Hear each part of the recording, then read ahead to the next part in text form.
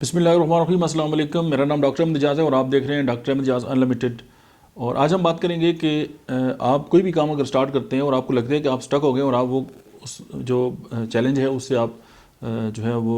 عہدہ برا نہیں سکتے یا آپ اس کو جو ہے وہ فلفل نہیں کر سکتے، لیکن ایک بات ہمیشہ یاد رکھیں کہ ہمیشہ ایک بہتر راستہ ہمیشہ موجود ہوتا ہے۔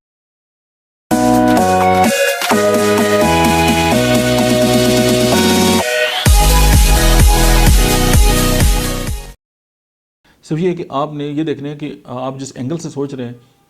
وہ ہو سکتا ہے آپ کا جو اینگل ہے اس سے آپ کو جو ہے وہ روشنی جو دکھائی نہ دے رہی ہو اور آپ کو لگتا ہو کہ یہ کام جو چیلنج ہے آپ اس کو جو ہے وہ مطلب ہے کہ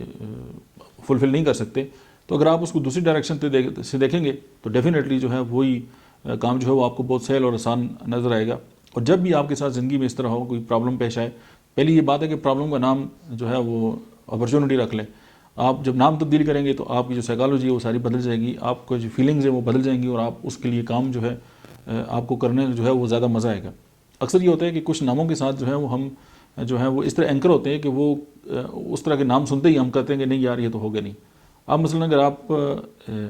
کسی کا نام جو ہے ایک پرابلم آتا ہے نا، آپ کو لگتا ہے یار یہ تو بڑا گمبھیر قسم کا مسئلہ ہوگا، یہ تو حل ہی نہیں ہو سکتا، آپ اس کا نام چیلنج رکھتے ہیں،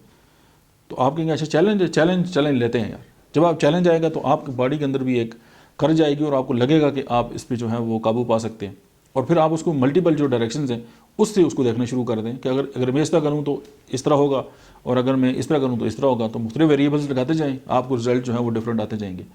تو سمپل یہ بات ہے کہ زندگی میں کبھی بھی کوئی اس طرح کی بات آ جائے تو کہیں نہ کہیں کوئی ایک راستہ ایسا ضرور موجود ہوتا ہے جو آپ کی نظروں سے اوجھل ہوتا ہے، اور اگر آپ اس کو فوکس کریں، آپ اس پہ سوچیں اور آپ اس کو ڈھونڈ لیں گے، جب آپ کو ڈھونڈ لیں گے تو آپ کو مسئلہ جو ہے حل ہو جائے گا۔ Thank you very much.